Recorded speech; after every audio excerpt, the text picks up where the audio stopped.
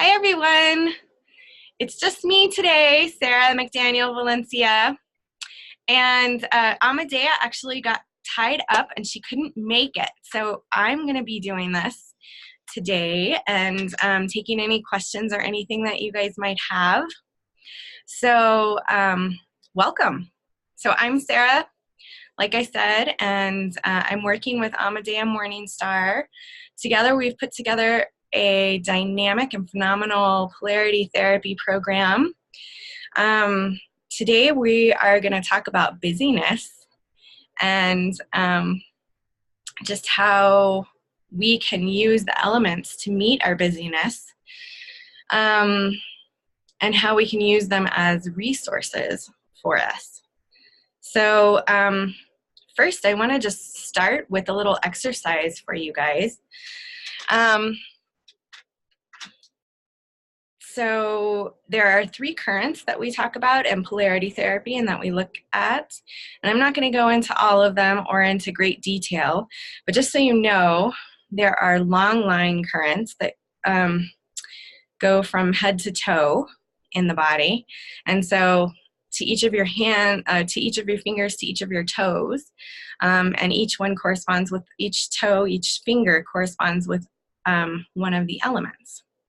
And so they are, your pinky fingers are earth, water are the ring fingers, the middle fingers are fire, the index fingers are air, and the thumbs are space or ether. And so those are the elements that we're going to be talking about in polarity therapy. Those are our elements. They're the same in Ayurveda. And anyway, so the long line currents travel, like I said, head to toe, and into each of the 5 fingers and 5 toes. So if you imagine a person in anatomical position, that's kind of how they go. So anatomical position, if you're not familiar, is standing with palms facing outward, right? And so, yeah. So anyway, so the exercise is going to be checking in with the long line currents. So checking in with each of the elements. So space is kind of interesting in that it's neutral. And Dr. Stone, the founder of Polarity Therapy, said that it's the river from which all other rivers flow. So it's kind of a neutral place to hold against. So we're going to check in with each of the currents, each of the elements. So the first one that I want you to do is put your index finger to your thumb, and we're going to touch each of these, alternating as I say. So, and you can just relax your hands on your knees or in your lap or at the, whatever, if there's a table or desk in front of you, whatever feels right. And I invite you to close your eyes and take a deep breath. And just notice how this energy feels in your body.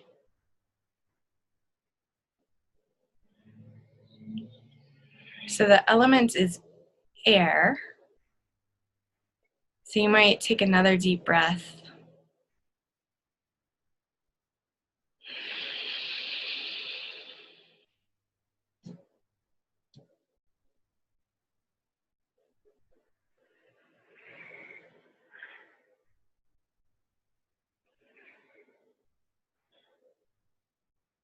Just noticing where the air goes, where your breath is able to travel freely, and if there's anywhere that it's constricted. Just noticing. We're not judging or trying to change anything, just noticing. You can notice any sensations in your body that might be stirred up with that breath. Or maybe with lack of breath if you've been holding your breath for a while.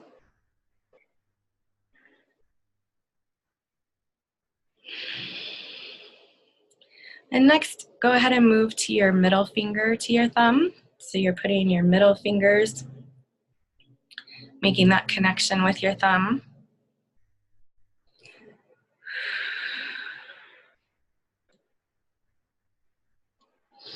And just noticing, is there any change in energy or location that you feel activated?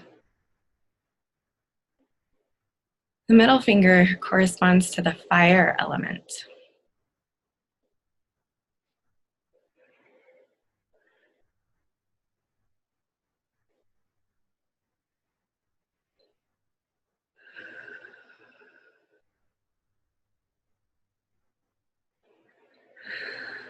And what does that element have to say to you today?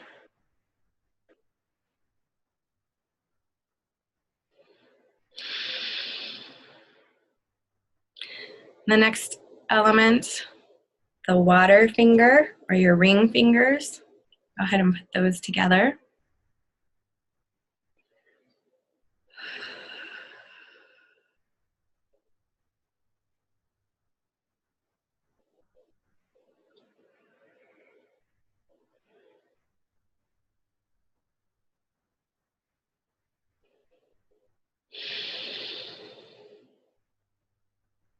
What's the quality there? Do you notice something different?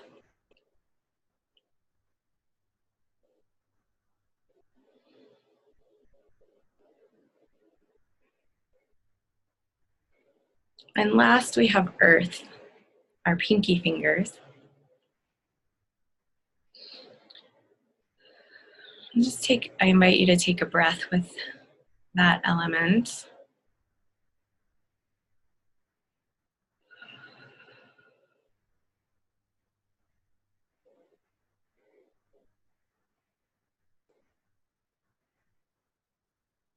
Do you notice a different quality or location that's activated or settled? When you make that contact.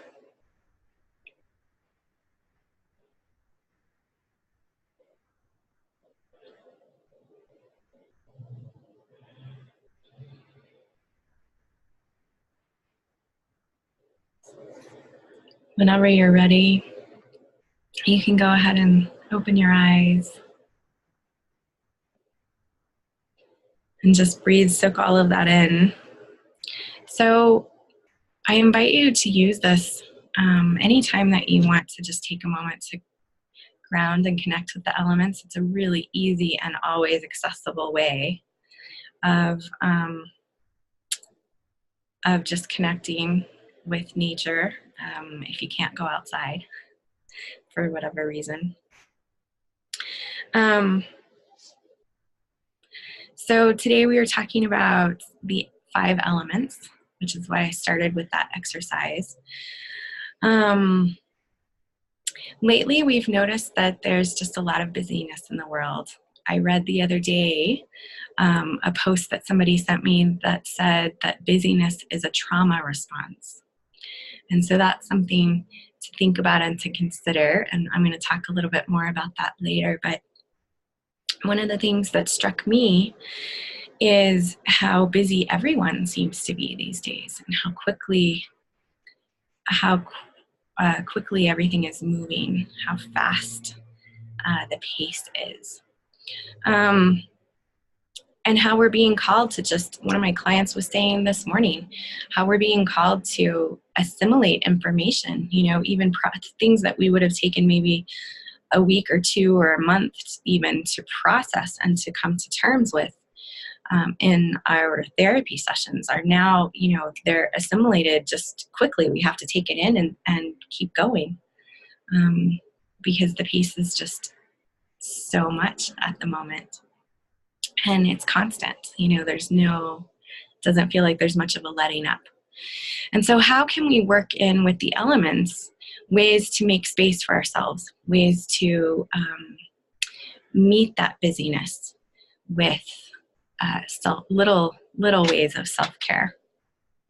And so some of the things that Amadea came up with are, Earth is really about the physical body. And so, so our food, our nourishment, just basic needs, allowing ourselves space to actually take in that nourishment. So giving yourself time and space to eat, not eating standing at the kitchen counter or in the car, maybe carving out a portion of your day where you can actually eat a meal, and the space to do that and hold those boundaries. So whether it's setting a calendar time for yourself, or really just not answering the phone or not taking technology with you, even if that's possible. Whatever you need to do to have that space for yourself. Water, kind of in the similar vein, carving out space to just drink water, staying hydrated, especially when we're busy and we're thinking and we're, in this mental process. We want to make sure that we're staying hydrated, especially coming into the summer. I'm not sure if everyone here lives in New Mexico, or everybody that's watching lives in New Mexico, but especially in drier climates, of course, we need to make sure that we're staying hydrated. It's good for everything, for our brains, for our joints, for our digestion, everything, for, detoxification. So giving yourself that time to drink, water is great, or non-caffeinated beverages.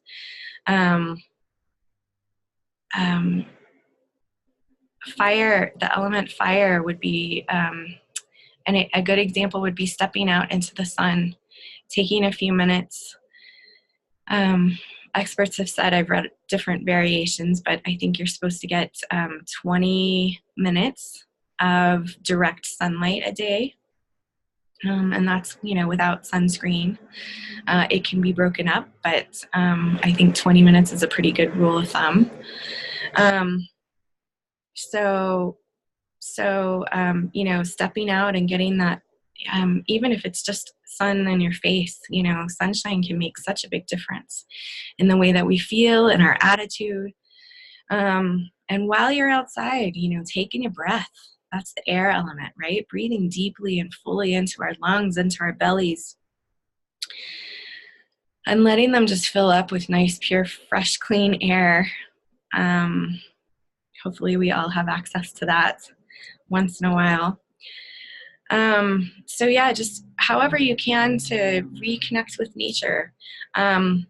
Space. So Earth and space are interesting because they really work together. So Earth is about boundaries, and setting those boundaries and giving yourself that space in which to just sort of, expand and unfold and renew, right? So having that time is really important. So those are kind of the things that in an abbreviated version, because we started a little bit late today, so an abbreviated version of some ideas and ways to work with the elements. We'll probably have more on that coming up, but I just wanted to look into that. And then also this, to come back to that idea of the busyness as a trauma response. Maybe think about how that's showing up in your life, maybe in the collective trauma that we're all experiencing or have all experienced. And one of the beautiful things about polarity therapy that I had to say about that and about trauma is that polarity therapy works so well with trauma. And the body and trauma. I just was listening to something with Dr. Peter Levine, who wrote a book several decades ago called Waking the Tiger. And he's written much since, but he basically was the founder and creator of somatic experiencing, which is a technique for working with trauma. Anyway, he was saying that there really is no amnesia when it comes to trauma, in that people might forget it from their heads, but it doesn't ever leave the body until it's worked with. And so polarity therapy really works with trauma in so many ways that I have seen over the years of my practice. That can be, it's just a different approach. It's coming at trauma from a different angle. So I've had many clients who have been in counseling for different traumas for years, decades. And processing trauma through the body is kind of finally the key, and the way that they are able to release some things or get to a different level of healing with it. And so I'm not saying it's the only answer or even the exclusive answer at all, but it's a good balance between talk therapy, sometimes counseling, and body work. And it's also sometimes, because it's a clothes-on modality, in other words, we keep the clients keep their clothes on while we're working with them. So it can be really a safe way to process physical abuse and trauma. So it really works with the nonverbal and the nonverbal processing and the ways that things are stored and then released through the body, because our body is such an ally in so many ways. And learning to work with it again and reconnect with it can be really, really empowering. So those are some of the things that we wanted to talk about today. I have some time now for a Q&A. If we have any questions, let's see.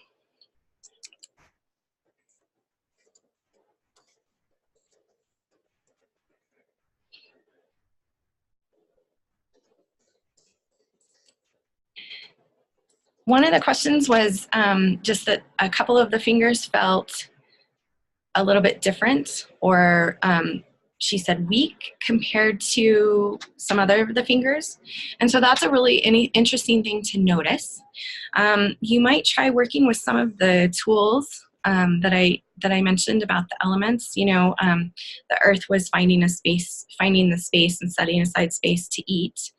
Same with water's space to drink beverages and to stay hydrated. Fire, stepping outside, getting some more sun, air, taking some deep breaths.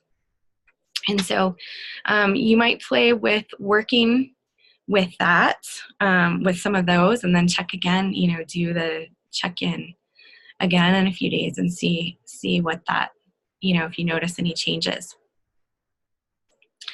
Let's see. Another question is, how would you apply polarity therapy to trauma and the body-mind? So this is a really interesting question, and there's a lot of different ways that might work.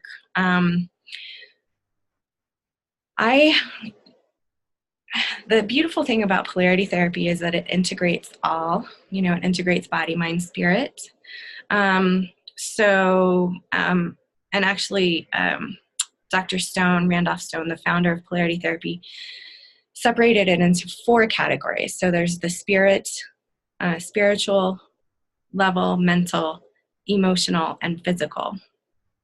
And so what I always do is what I often do, not always, what I often do with working with trauma of like mental kind of stuff is I talk about, where I have people notice, where they experience holding patterns in their body.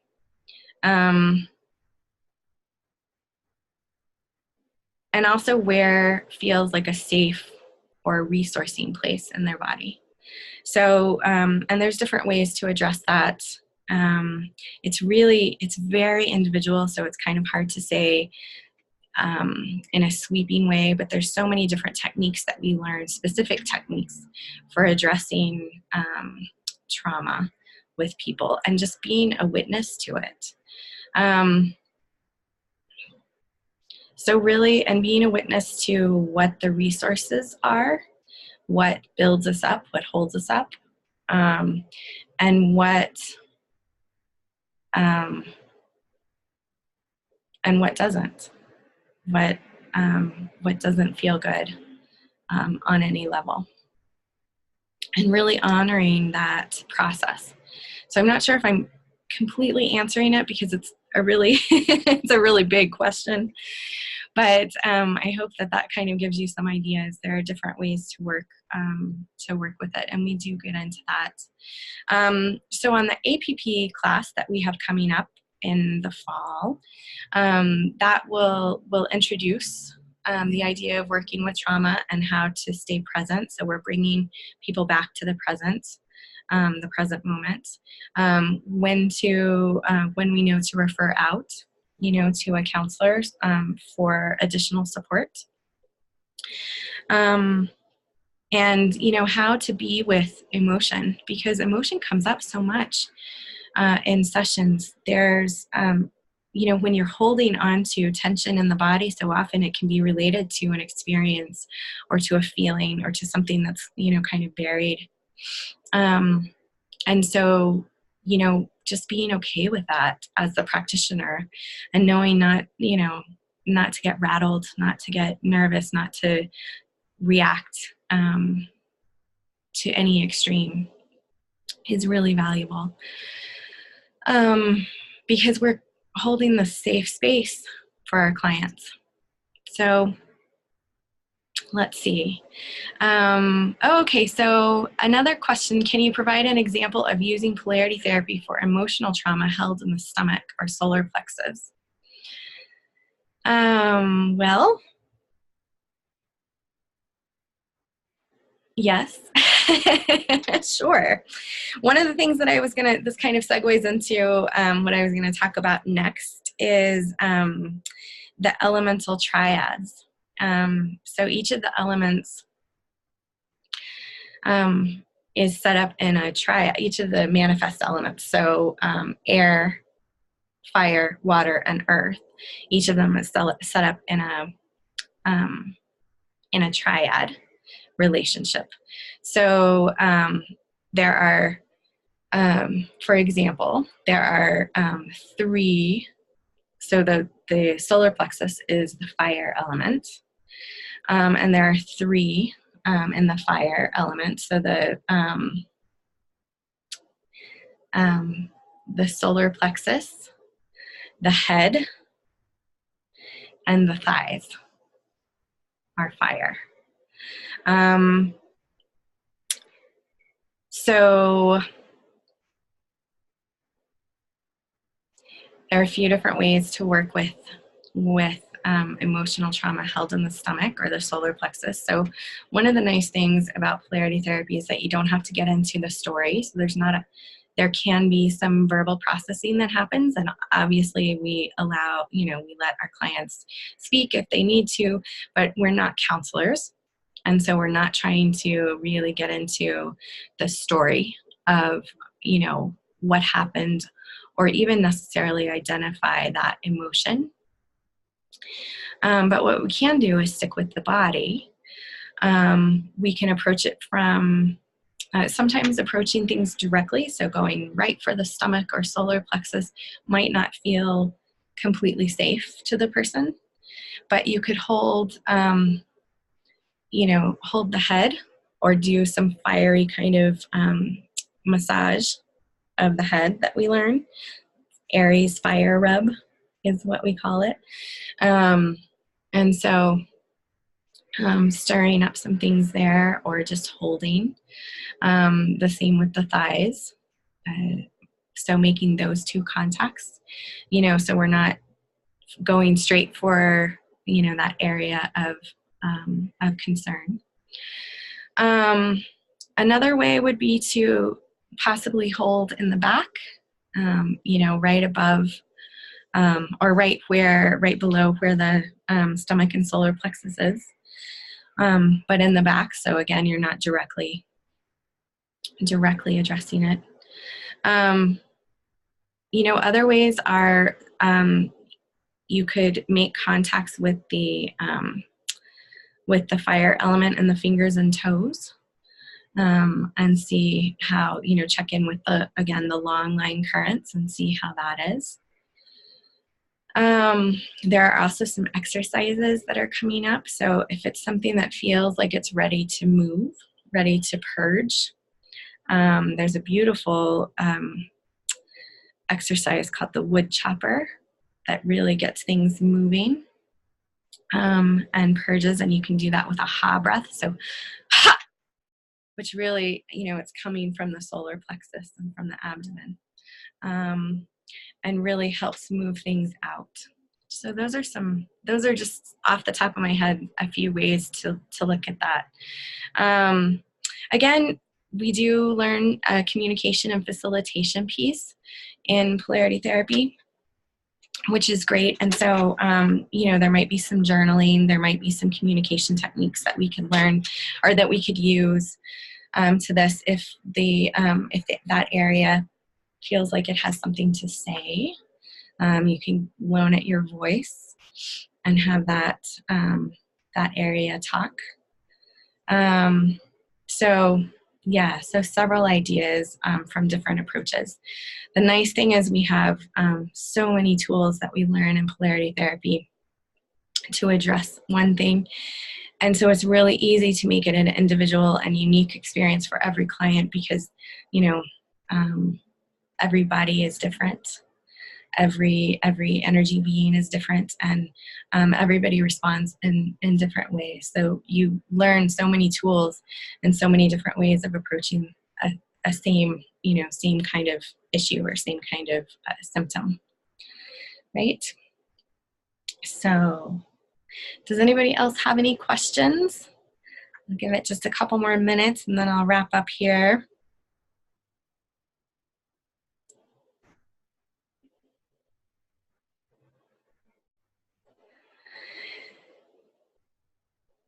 So tomorrow, if you are in New Mexico, if you're in the Santa Fe area or close by, we are, Amadea and I are offering a mini workshop tomorrow evening at 6:30 called Fire in the Dark of the Moon, Prepare for Rebirth. And this is going to be a really very mini, tiny workshop. It's only an hour and a half, and we have it jam-packed full of great stuff. So the elemental triads that I mentioned earlier is kind of a preview. We're going to get into those a little bit and talk about some resourcing and support for everybody at this time as we are coming into this huge opportunity for renewal and rebirth. So one of the things that I will just leave you with is, what is it in your life at this moment? What are you personally preparing to birth? So whether it be work-related, family-related, career, are you starting a new diet program? Are you, what is it? Are you starting a new healing program? Are you embarking on a new, a new course of study, maybe? Just what is it in your life that is ready for renewal and rebirth? And we can talk more about that. So if you have any questions about any of this that I've talked about, please feel free to comment, to contact me. My Living Energy Therapy is my Facebook page. My Instagram, I think, is the same, I believe, Living Energy Therapy. My website is LivingEnergyTherapy.com. And Amadea, you can find her at AmadeaMorningstar.net. So it's spelled just like it sounds, Amadea, Amadea Morningstar, MORNINGSTAR. Morningstar, STAR.net. And yeah, just feel free to reach out. Feel free to communicate with us if you have any questions. You can look into all of the programs and everything are on Amadea's website underneath the Institute, and then classes and Polarity Therapy trainings. And you'll find all of the information there, and you can even pay for it online or register